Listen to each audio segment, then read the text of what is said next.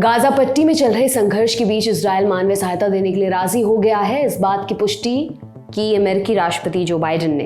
Israel पहुंचे Joe Biden ने कहा कि मिस्र के रास्ते गाजा में मदद पहुंचाने के लिए इजरायल तैयार हो गया है, लेकिन ये मदद गाजा के आम नागरिकों के लिए होगी। कोई भी मदद अगर हमास तक गई तो उसे इजरायल किसी भी हद तक जाकर रोकेगा।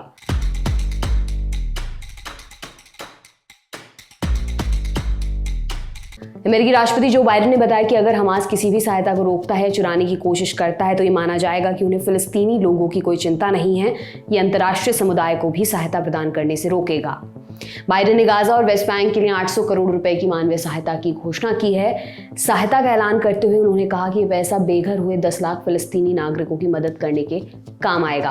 अमेरिकी राष्ट्रपति जो बाइडेन की इस घोषणा के बाद इजरायली सरकार की तरफ से कहा गया कि वो मिस्र की तरफ से गाजा में भेजे जाने वाली मदद को तब तक नहीं रोकेंगे जब तक ये खाना, पानी और दवाइयों के रूप में होगी और आम नागरिकों को पहुंचाई जाएगी। इजरायली सरकार ने चेतावनी दी कि अगर हमास को किसी भी तरह की मदद की गई तो वो रोकी जाएगी।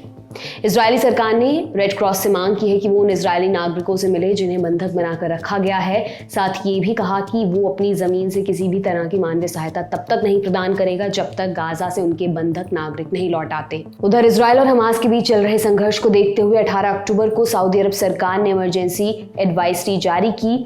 सरकार ने लेबनान में रह रहे अपने नागरिकों से तुरंत देश छोड़ने के लिए कहा है। एडवाइजरी जारी होने के बाद कयास लगाए जा रहे हैं कि अब लेबनान बॉर्डर पर भी संघर्ष बढ़ सकता है। आपको ये भी बता दें कि गाजा के अस्पताल पर हुए हमले के बाद अरब देश के नेताओं के साथ अमेरिकी राष्ट्रपति जो बाइडेन की जो बैठक होने वाली थी वो रद्द हो गई। जॉर्डन के विदेश मंत्री अयमान सफादी ने इस बात की घोषणा की थी। सफादी ने कहा था कि 18 अक्टूबर को अम्मान में जॉर्डन के राजा अब्दुल्ला, इजिप्ट के राष्ट्रपति अब्देल फताह अल सीसी और फिलिस्तीन के राष्ट्रपति महमूद अब्बास की अमेरिकी राष्ट्रपति जो बाइडेन के साथ होने वाली शिखर बैठक रद्द कर दी गई है।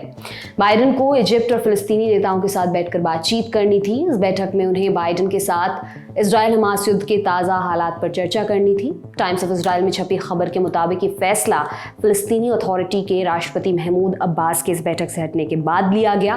रिपोर्ट के मुताबिक एक अधिकारी ने बताया कि गाजा के अस्पताल पर कथित इजरायली हमले के विरोध में महमूद अब्बास ने फैसला किया। उधर ईरान की तरफ से गाजा के हॉस्पिटल पर हुए हमले को लेकर सीधे इजरायल और अमेरिका को जिम्मेदार ठहराया गया। ईरान के राष्ट्रपति इब्राहिम राइसी ने कहा, गाजा अस्पताल में घायल फिलिस्तीनी नागरिकों पर गिराए गए अमेरिकी इजरायली बमों की लपटें जल्द ही जानवादियों को भस्म कर देंगी।